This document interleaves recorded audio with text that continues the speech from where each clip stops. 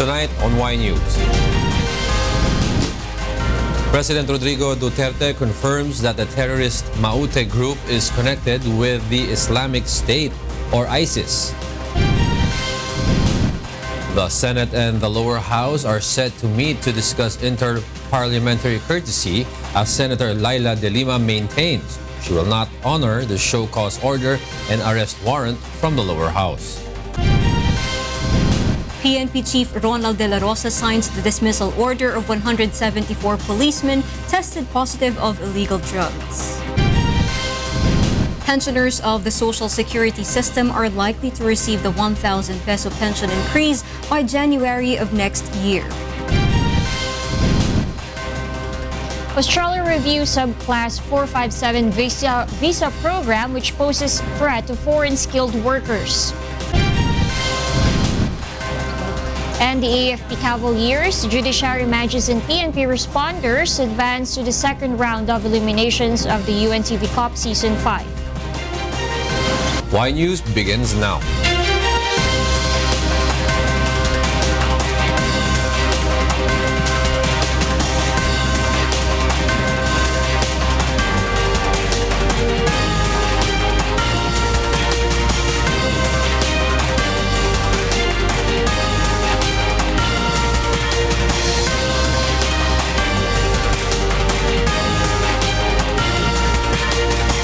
UNTV News and Rescue Command Center.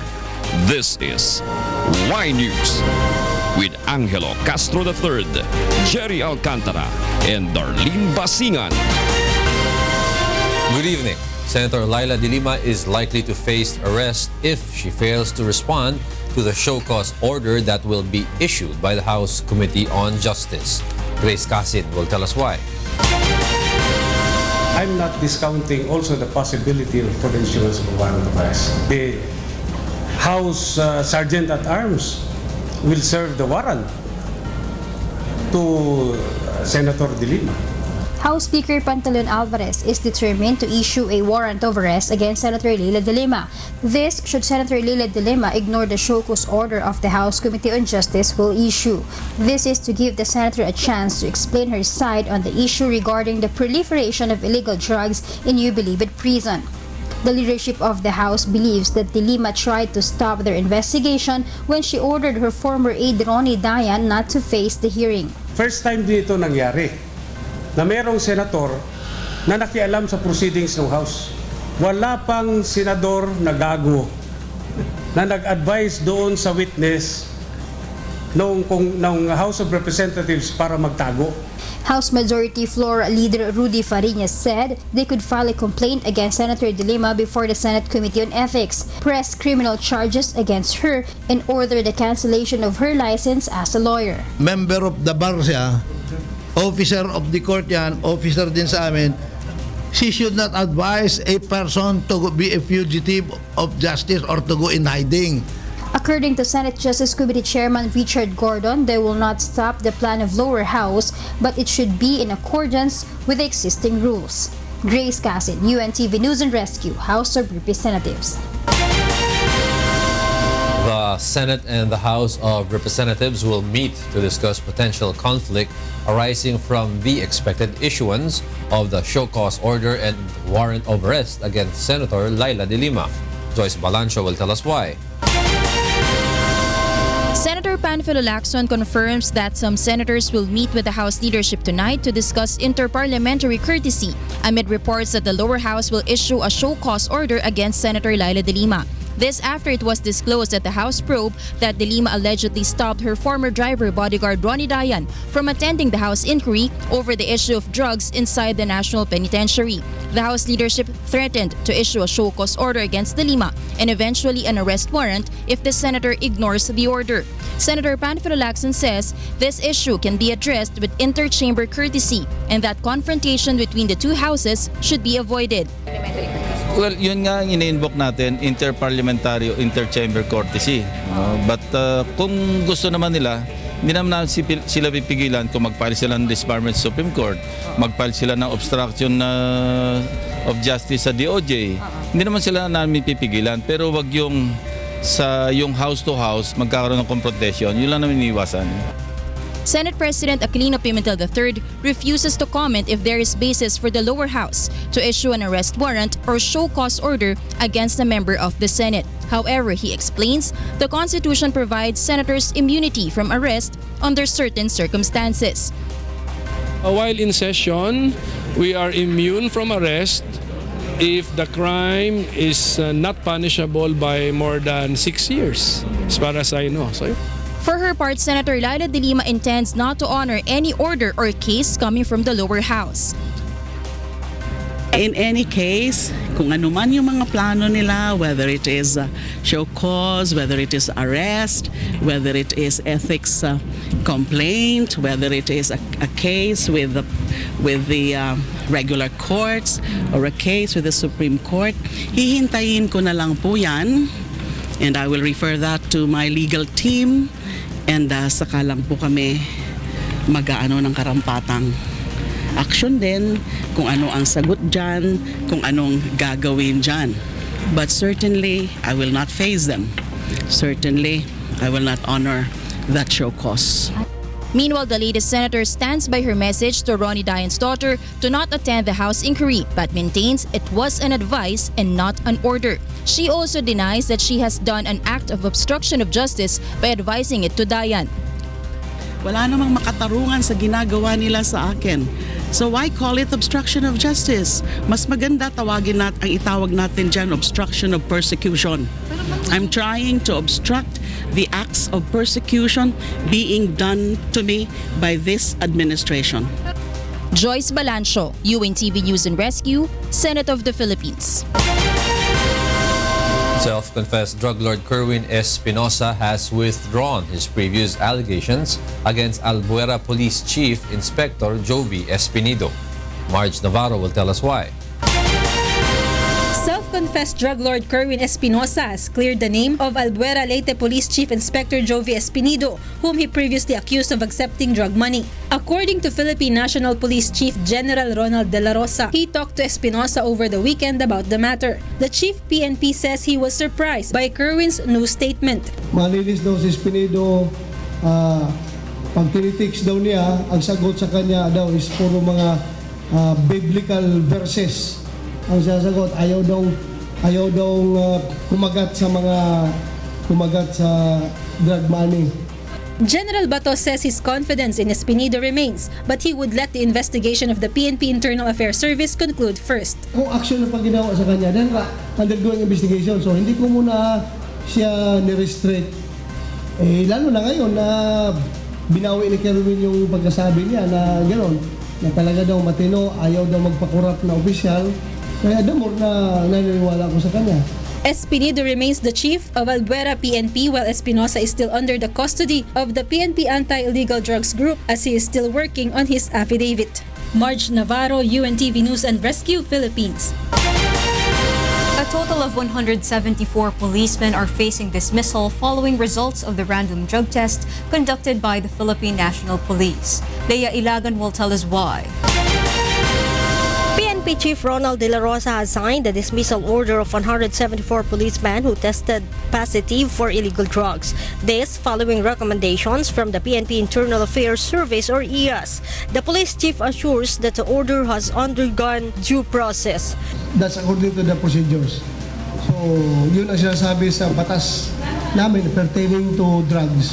Talagang di-dismiss kagad namin yun. He also warned the cops not to attempt to go back to their jobs as he will not allow it. Huwag na kayo mag-attempt na magpapa-reinstate dahil haharangin ko yung reinstatement ninyo. Sige kayo balik-balik dito sa serbisyo, sakit ang ulo lang binibigay nyo sa amin. Based on the list of the Internal Affairs Service, the highest official who were tested positive for illegal drugs is a chief inspector or major, while a non-uniformed personnel is the lowest ranking member to test positive for illegal drugs. Leia Ilagan, UNTV News and Rescue, Krame. Manila Mayor Joseph Estrada wants the entire force of the Manila Traffic and Parking Bureau to resign. Joanna will tell us why. In a move to curb corruption in the city government, Manila Mayor Joseph Estrada has ordered around 600 personnel of the Manila Traffic Unit to resign due to numerous corruption complaints. I want all of them out with no exception. I have received numerous complaints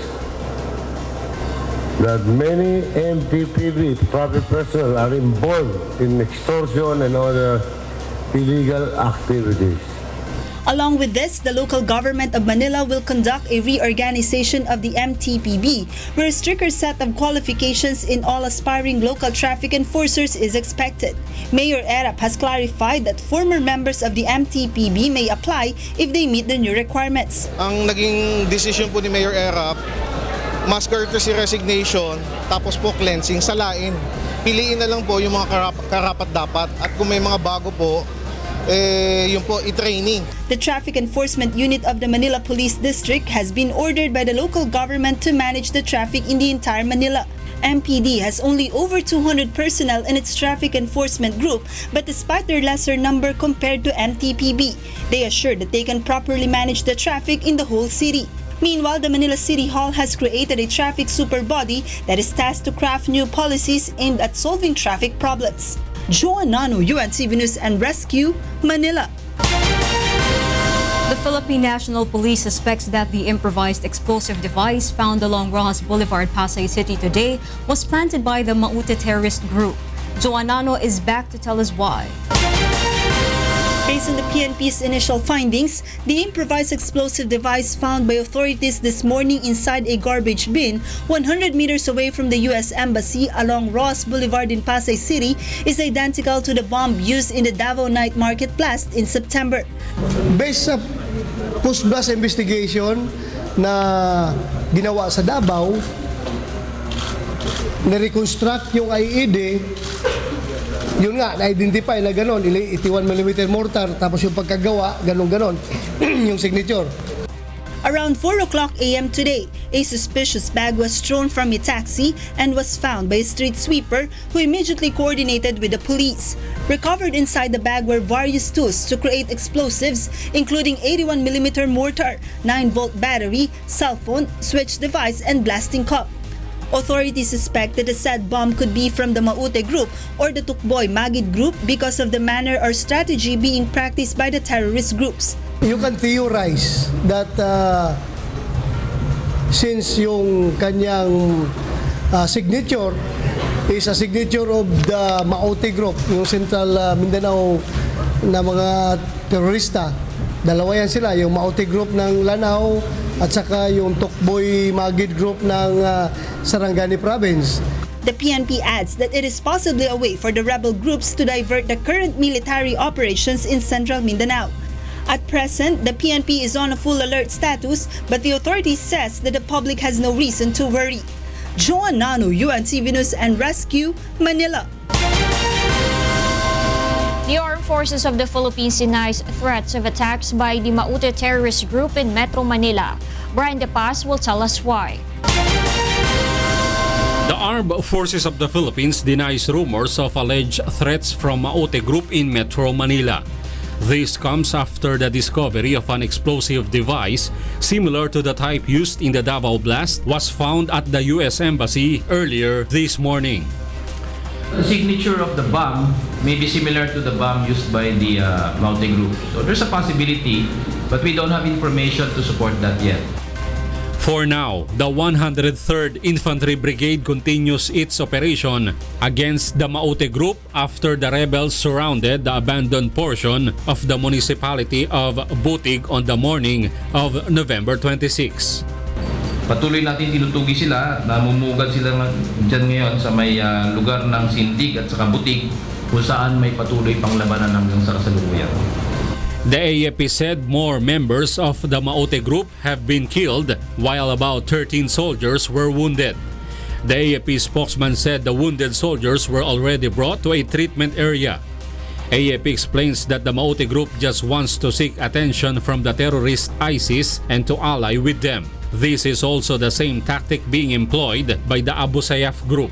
Hindi po ito nangangahulugan na sila may direktang ugnayan o sila talaga nang nandito sa ating bansa. Ang kahulugan po nito ay Gusto po nilang pumarte sa mga maaaring kunin na suporta sa grupong ito na nanggagaling sa gitnang silangan. General Padilla says the hideout of the Maute Group is where most of the rebels' relatives currently reside. Some residents are brought to a safe place while the others are at an evacuation center and are being assisted by the government. AFP admits they could not immediately suppress the Maute Group due to the habeas corpus. It is the reason why they are living up to the Philippine National Police law enforcement functions like investigation and follow-up operations. Brian De Paz, UNTV News and Rescue, Camp Aguinaldo.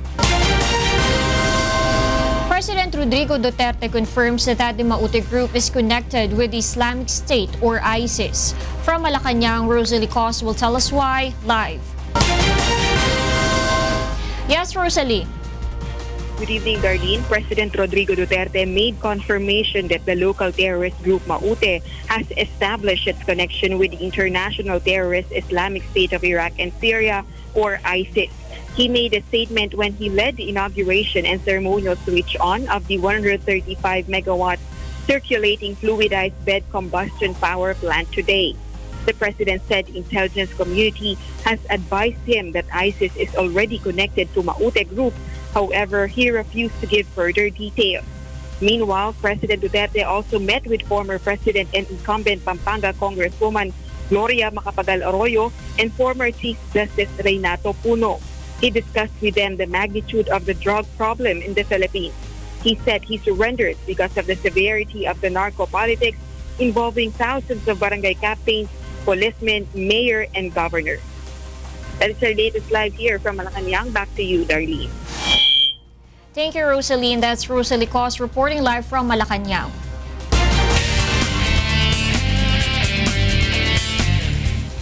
Motorists are experiencing moderate to heavy traffic along some major roads in Metro Manila this evening. Mon Ocson is at Quezon Avenue to tell us why live. Yes, Mon, go ahead. Good evening, Darlene. Let's check the traffic situation with the help of our different live points around Metro Manila. Let's first check the traffic situation here along EDSA Quezon Avenue. Eastbound vehicles will feel a delay in traffic flow approaching EDSA, leading to Elliptical Road and in Philcoa area.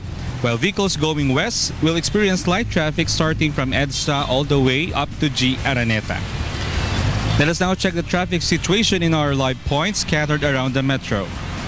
In Recto Avenue, Manila, vehicles going to Divisoria will experience light to moderate traffic, while those going to Legarda will experience moderate traffic also.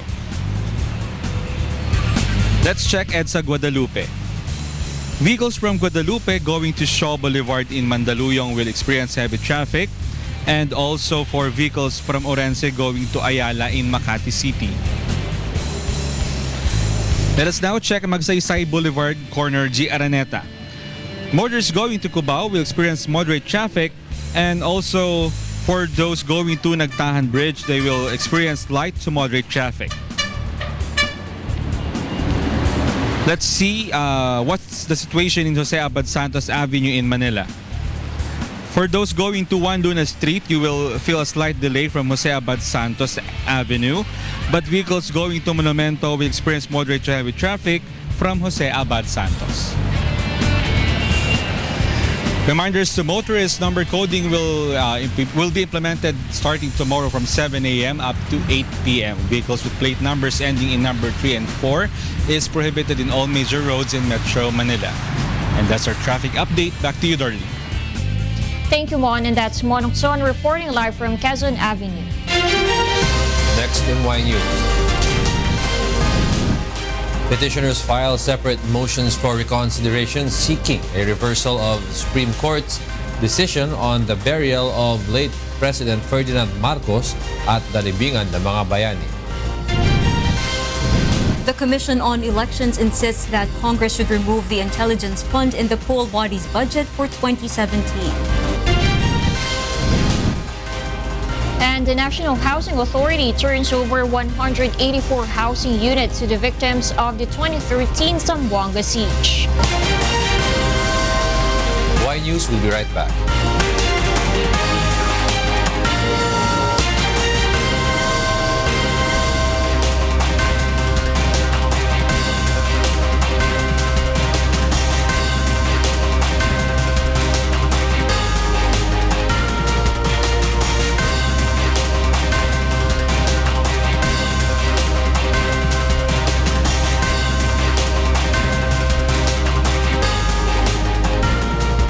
The petitioners in the Marcos burial cases filed today separate motions for reconsideration to seek a reversal of the Supreme Court's decision allowing the burial of late President Ferdinand Marcos at Dalibingan ng mga bayani. Rodrigo Mendoza will tell us why.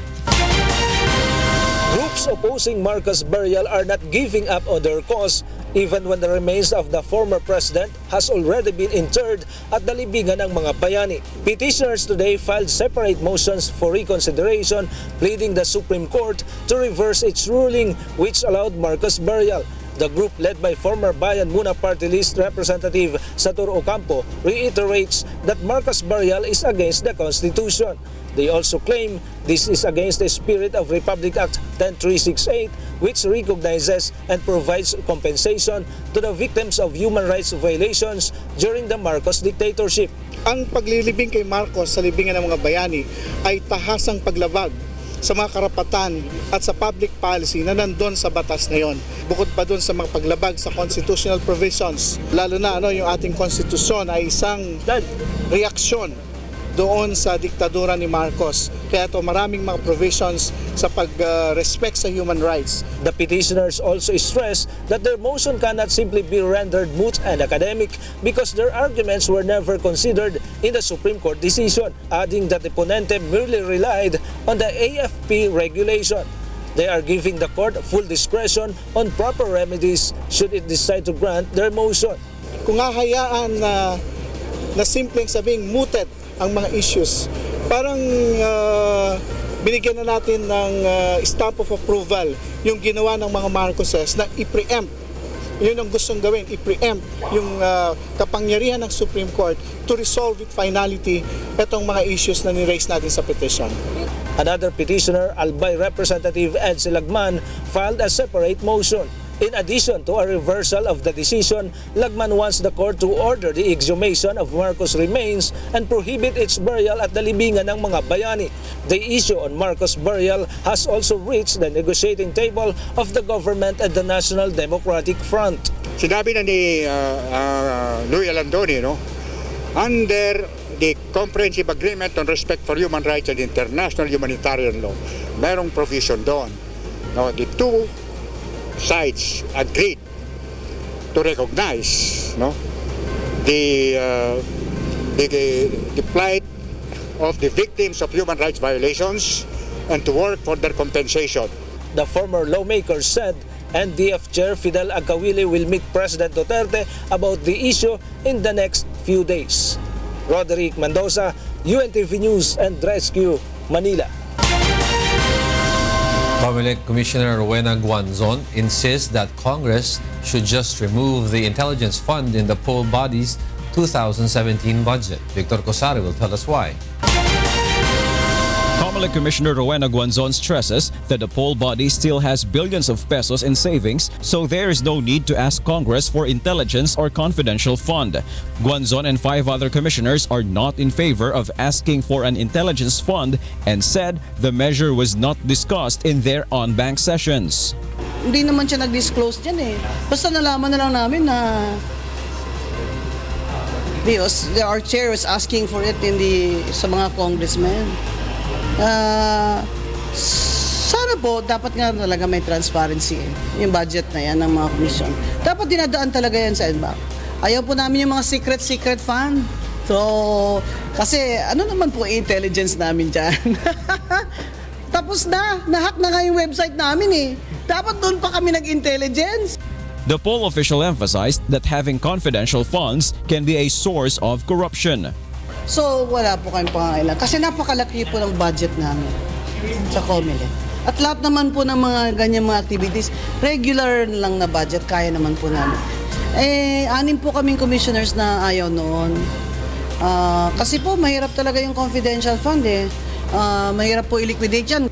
During the House deliberation of Comelec's budget for next year, the commissioners were surprised to find out that there is an item in their proposed budget asking for 30 million pesos as confidential funds. The lower house of Congress only approved 1 million pesos, but Guanzon and Senior Commissioner Christian Robert Lim already wrote both houses of Congress to get rid of the item for intelligence funds. Nasa Kongreso naman po yun, that is their job, that is their power po. Pero bakit yun po kami bibigyan ng ayaw namin? Victor Cosare, UNTV News and Rescue, Davao City. Pensioners of the Social Security System are likely to receive the 1,000 peso pension increase by January next year. Joyce Balancho will tell us why. Senator Richard Gordon, the chair of the Senate Committee on Government Corporations and Public Enterprises, says the Congress is aiming at passing the 1,000 pesos pension increase for SSS pensioners this December. Unlike the original proposal of 2,000 pesos, the Congress proposed to give only 1,000 pesos as it considers the financial capability of the institution. Kanilang reserves mako-compromise. Ayaw naman nating malugi yun, tapos wala. Nagbigay tayo ng pansamantalang kaligayahan tapos only to find out later on hindi na makakayanan. SSS Chair Dean Amado Valdez affirms the proposed increase. We had a consensus that the pension should be increased at least by 1,000 by January and another 1,000 by 2022. But in between, these are the challenges that we have to overcome. With only half of the 2,000 proposed increase, the current fund of the SSS will suffice for its operation until the year 2032. Gordon says measures are being considered to assure that the remaining SSS fund will be increased as to sustain the pension increase. This includes strengthening the implementation of the law to ensure that employers pay accurate remittances. This time, we're trying to look for solutions. Mahanap tayo ng solution kung paano mapapalawig yung pondo, paano dadami ang mga members, kung paano tayo makakakuha ng mga employers at mapairal yung batas na magbayad ng mga employers, kung paano natin mapayagan ng SSS na mag-invest. This proposed SSS pension hike has already been approved in the House of Representatives. Now, for the part of the Senate, Senator Richard Gordon says they will immediately prepare the committee report, and if approved, they will immediately schedule the bicameral conference committee for the issuance of a joint resolution. Joyce Balancho, UNTV News and Rescue, Senate of the Philippines. Victims of the 2013 Zamboanga siege have received an early year-end gift from the government. Ray Pelayo tells us why. The National Housing Authority turned over today a total of 184 housing units to the victims of the 2013 Zamboanga siege. They are among the first batch of units from the total of 828 to be constructed at Barangay Kasangyangan. NHA General Manager Marcelino Escalada Jr. says they are working double time to complete all housing units as directed by President Rodrigo Duterte. As far as the design, as far as the budget, this is the best housing so far that I have visited in Zamboanga. Grabe, no? Malipay kayo ko pagsulod na ko ingan yung naabot sa among 290,000. Kagwapo man di ay. If only there is close monitoring by NHA, close coordination and supervision by the local government unit. This is the first NHA project completed and granted to the beneficiaries under the Duterte administration. NHA also adds that the total 6,483 housing units under the Zamboanga City Roadmap to Reconstruction and Recovery of Z3R is now around 70% completed. The agency targets to complete the entire project by June of 2017. Ray Pelayo, UNTV News and Rescue, Philippines. Processing of documents will be faster and more convenient as the Bureau of Immigration and Land Registration Authority officially launched their satellite offices in Taguig City today. Aiko Miguel will tell us why. The Bureau of Immigration and Land Registration Authority officially launched their satellite offices in Taguig City today. With this, the public will save more time and the processing of documents will be more convenient because of the new facilities. There are also more transaction windows inside the satellite offices. So, etong BISM Aura was established para makater yung mga clients natin na malayo sa Manila. Especially this BGC area is a hub for foreigners who wanted to work here to apply for work, working visas. We also offer that here. For those securing exit clearance, mga common na nagiging problema sa airport kasi hindi sila makalabas without exit clearance. Prior to this, processing of tourist visa takes an hour. Now it can be processed in just 15 minutes. The satellite office of the Bureau of Immigration is accessible to nearby cities. So ito ay medyo mas malapit sa airport, mas madaling puntahan, mas malapit tayo sa Quezon City, sa Makati at sa Pasig. So yung mga foreigners around the area are more will be able to access the services of the Bureau of Immigration easier. The Land Registration Authority, Registry of Deeds Taguig and Pateros, also opened today to provide what clients need covered in the area. The LRA will have faster processing of documents because the satellite office has already a computerized system. Lahat ng transaction regarding real property, pag sinabi nating real property, we can distinguish between a titled property at yung property with a tax declaration. Now, we also cater those properties involving personal properties like mga immovables. Although generally, we are given 20 days to finish a transaction. These strategies of the said agencies are a part of the compliance of the directive of the President for faster and orderly service in processing public documents. Aiko Miguel, UNTV News and Rescue, Taguig City. Armies of the 10 ASEAN member states gather in Capas, Tarlac today for the 26th ASEAN Armies Rifles Meet. Yoshiko Sata will tell us why. Respective military forces of the 10 member countries of the Association of Southeast Asian Nations or ASEAN have gathered in the country to join the 26th ASEAN Armies Rifles Meet or AARM, which has formally opened at Camp O'Donnell in Capas, Tarlac today. Brigadier General Herminildo Aquino says that aside from marksmanship, the competition aims to deepen the partnership of the countries in the ASEAN region. Not just for the game itself, but in pursuit of friendship and camaraderie. The result of the competition will rely on the quality of the weapons and skills of the soldiers. This year, the Philippine contingent will use locally made guns. Masasabi natin na ang gawang Pilipino ay kayang makilahok at kayang makipagsabayan sa anumang magaling na gawa ng ibang bansa.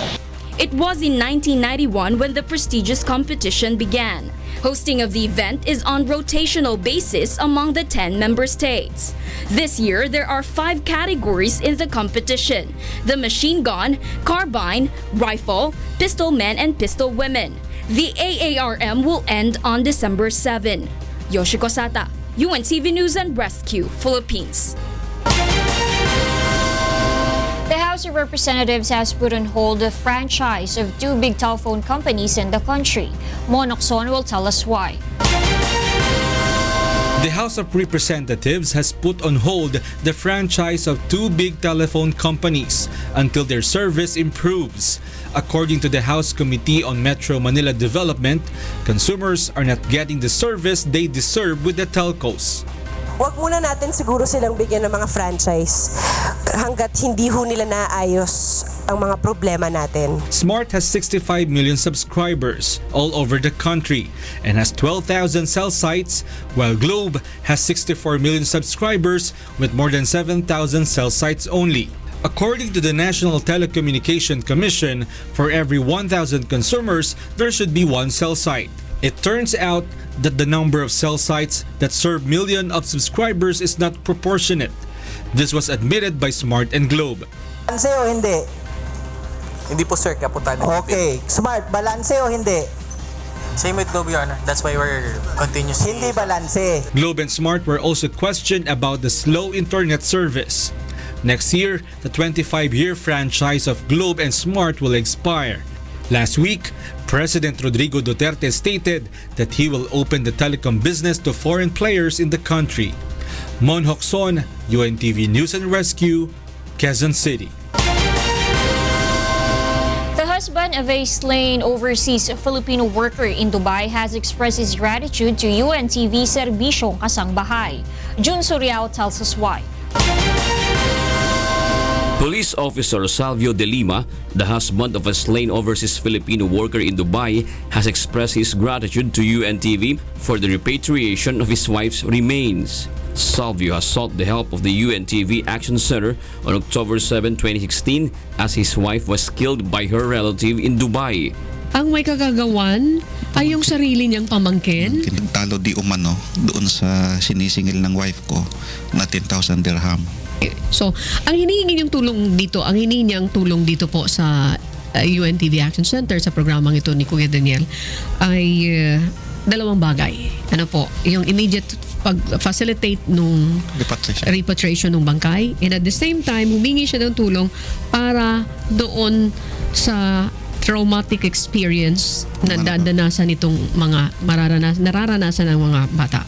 UNTV Serbisyong Kasangbahay has since then communicated with the Philippine Consulate in Dubai to solve the problem. We will coordinate with you from time to time. Pasensya na po kung madalas sa tawag po ang UNTV Philippines. Wala anuman, Ani. Yung UNTV team has always been a part of the consulate dito at very, very close ang aming relations. So we call each other. Anything na nangyayari sa kaso, sasabihin natin.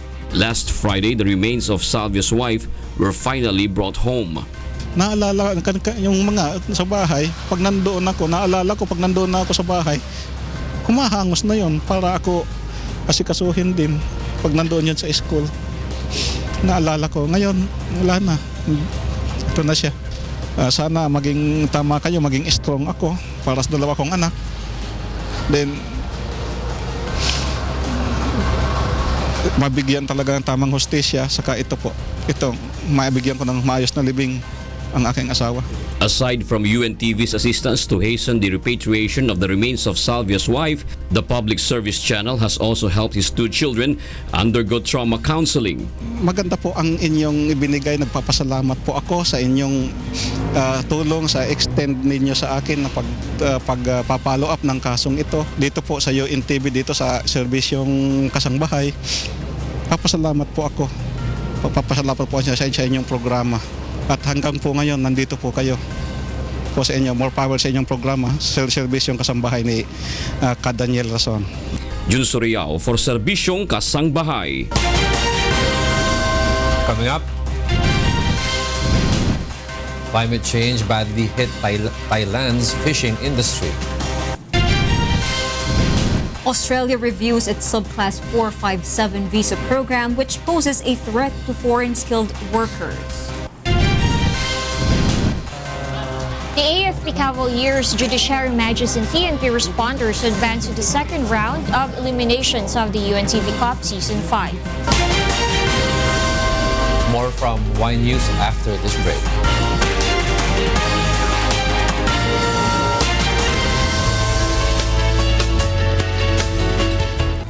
Tropical cyclone Marce is about to exit the Philippine area of responsibility and weakens into a low-pressure area or LPA. As of 4 p.m. today, the Philippine Atmospheric, Geophysical and Astronomical Services Administration or PAGASA says it located the LPA at 335 kilometers west-southwest of Dagupan City and has no direct effect in the country. Meanwhile, the northeast monsoon affects the extreme northern Luzon. Light to moderate rain showers and thunderstorms will be experienced over the region of Cordillera and the provinces of Cagayan, Isabela, Aurora, and Quezon. Cloudy skies with light rains is expected over the regions of Ilocos and the rest of Cagayan Valley.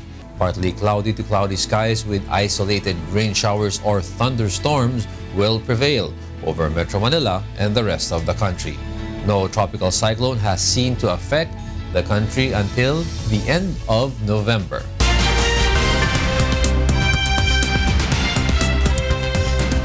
A A total of 535 aftershocks were recorded after a 6.7 magnitude earthquake hit Akto County in China's Xinjiang Uyghur Autonomous Region on Friday.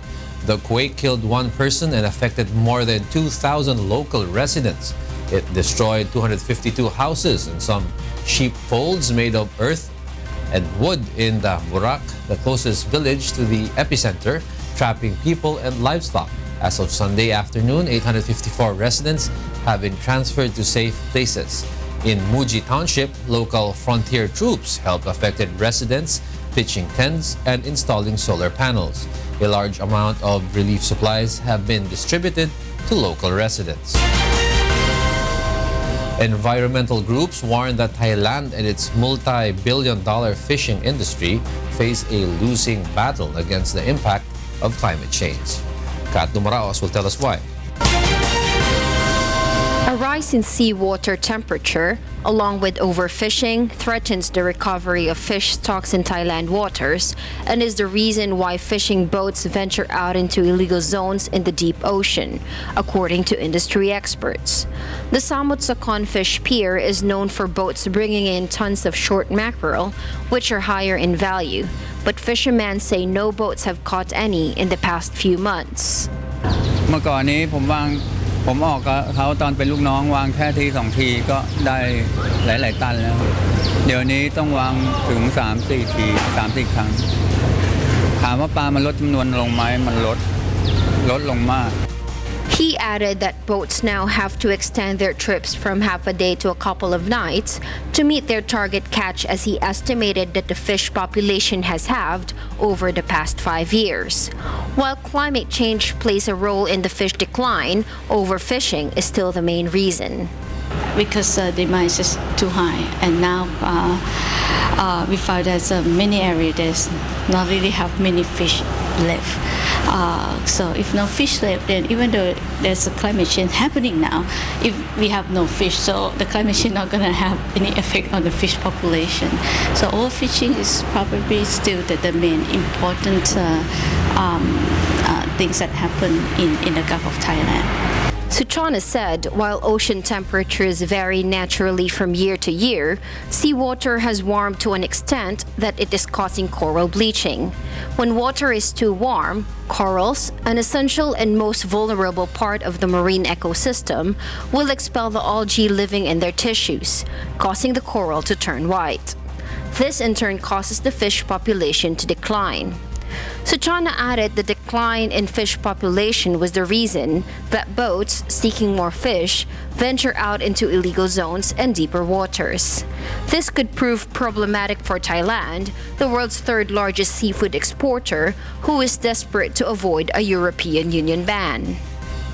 Thailand exported about $511 million worth of fish and seafood to the European Union in 2015, and over 300,000 people are employed in the seafood sector, many of them migrant workers from neighboring countries. Kat Dumaraos, UNTV News and Rescue, Bangkok, Thailand. Foreign skilled workers in Australia could face uncertainty as the government reviews its subclass 457 visa program. Carmi Enesito will tell us why. The Australian government is set to cut the long list of qualified skills that can be hired under Visa 457. Immigration Minister Peter Dutton said they are pushing the governing body for greater restrictions. The list consists of 650 occupations, are now under tight review, and considers a lot of factors. Aside from the plans of cutting the skills list, the government announced on November 19, 2016 that when a Visa 457 holder lost his job, the grace period of 90 days to look for a new job will also be cut to 60 days only. Para po sa akin, hindi po, kumbaga hindi siya enough para, kasi maraming mga pangyayari na dapat kumbaga sa isip na yung ganung time hindi enough para makapaghanap pa ng ibang trabaho, especially dun sa yung mga 457 na hindi naman ganun ka-demand yung trabaho, sila po mas lalo maapektuhan. There are more than 95,700 skilled migrants currently in Australia holding Visa 457 as of end of September this year. Furthermore, around 76,400 family members come dependent on them. Sana dapat kinoconsider din po ng Australia yung mga demand na sa bawat trabaho. Like yung iba, dito, ang demand dito yung mga carpenter, ganun po. Yun lang po, hindi po siya ina. The government says that they recognize the contributions of foreign workers to the country, but they need to reduce the competition for unemployed skilled locals and to shield the temporary visa holders from possible exploitations. Carmia Nisito, UNTV News and Rescue, Melbourne, Australia. A number of colorful homemade aircrafts take a plunge into Hong Kong's iconic harbor. Ferdy Petalio will tell us why. Dozens of colorful handmade aircrafts attempted to fly off Hong Kong's old airport runway before plummeting into the iconic Victoria Harbour on Sunday.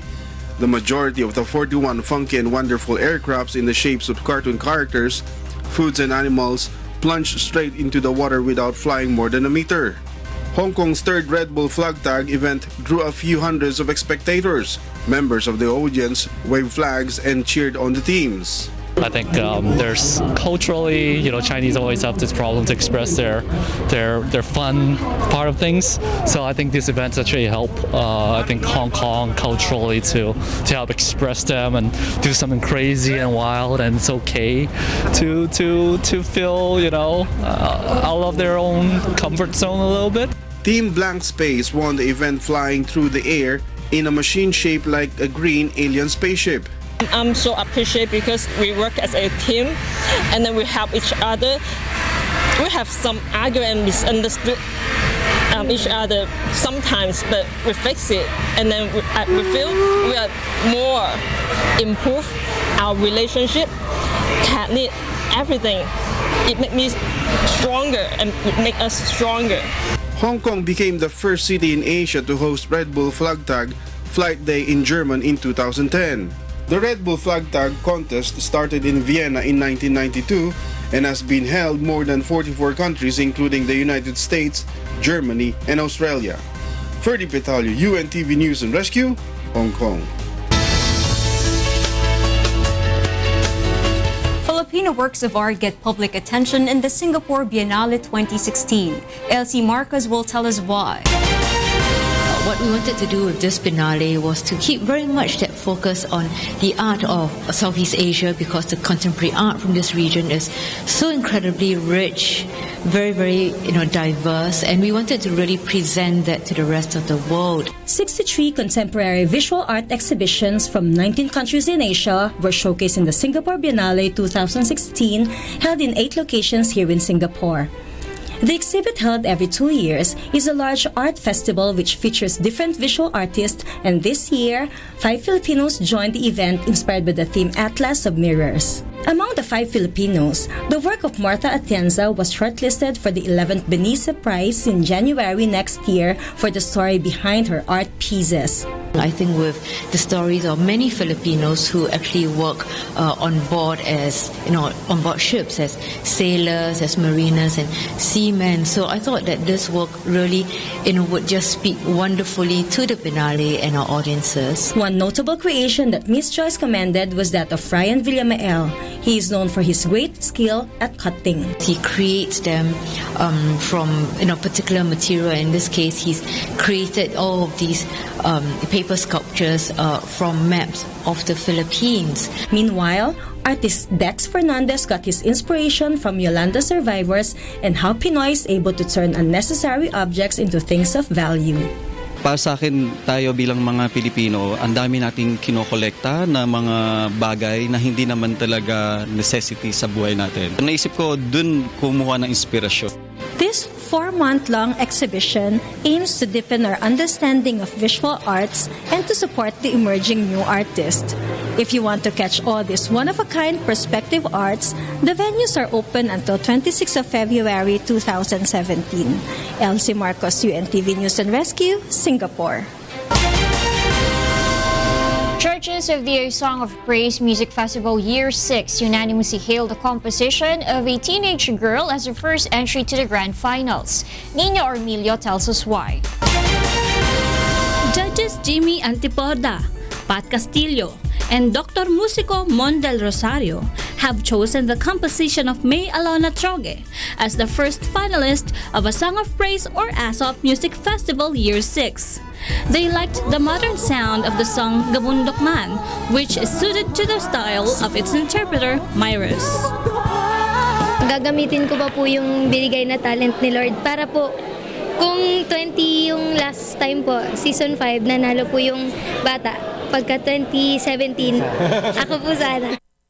It happened to me 2 years ago. Nung kay Kuya Genie naman yung entry, tapos siya yung first na grand finalist. And 2016, this is for 2017 na. 2017 tapos first na grand finalist. So, nakakatuwa lang po. Gabundok Man has beaten the entries May Pag-asa Pa Kaibigan, written by Jezreel De Oca and interpreted by Mavi Lozano, and Lapis at Papel by John Hipol and interpreted by Charlie Fry.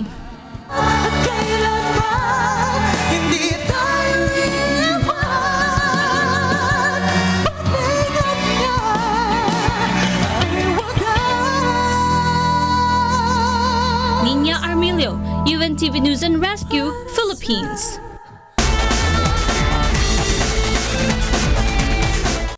Russian and FIFA officials take part in a ceremony in Kazan, Russia. Meanwhile, FIFA President Gianni Infantino says there are so many questions that need to be addressed ahead of the next Confederations Cup.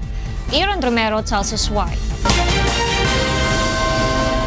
FIFA President Gianni Infantino said it is unclear when and where the Confederations Cup would be held after it is hosted in Russia. Speaking at a news conference ahead of the draw for the 2017 tournament, Infantino said there were still many questions that needed to be addressed ahead of the next edition set for 2021. Uncertainty over the future of the tournament comes after a decision last year that it could not be held in Qatar because of the climate.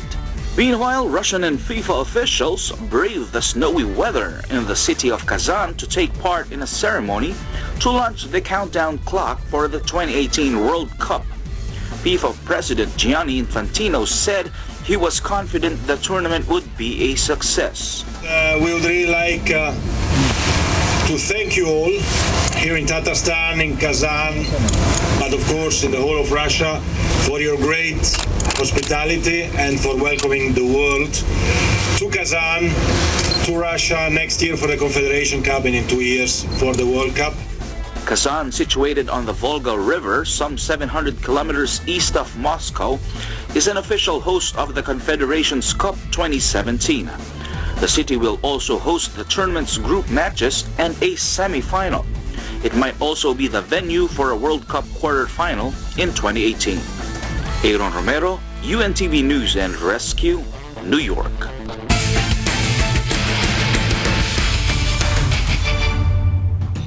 Defending champion AFP Cavaliers, two-time champion Judiciary Magis, and the PNP responders advanced to the second round eliminations of the UNTV Cup Season 5.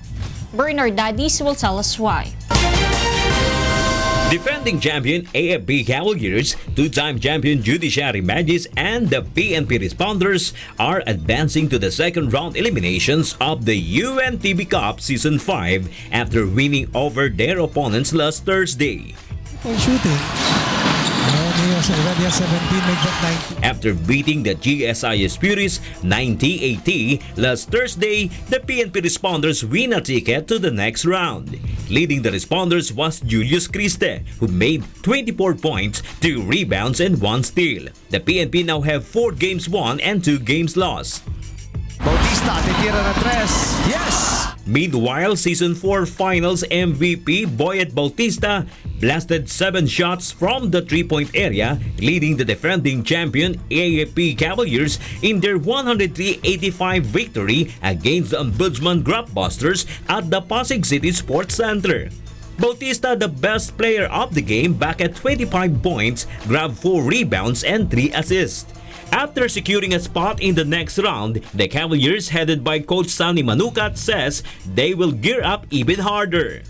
For the second round, siguro Mas higpitan namin yung practice, double effort kami sa practice ulit. Babalik namin yung champion caliber ng AFP para maging competitive kami ulit. Just 4 baskets. Also advancing to the second round eliminations is the two-time champion Judiciary Magis. The Judiciary is at the second place in Group B with 5-1 win-loss record after beating the HOR Solons 114-94 during the first game of Thursday's triple header. Bernard Daddies for the UNTV Cup Season 5. Those are the reasons behind the news. November 28, 2016. I'm Angelo Castro III. Reasons we delivered to you as they unfold. I'm Gerry Alcantara. And I'm Darlene Basingan, because we need to know. We will always ask why. Thank you for watching Y News.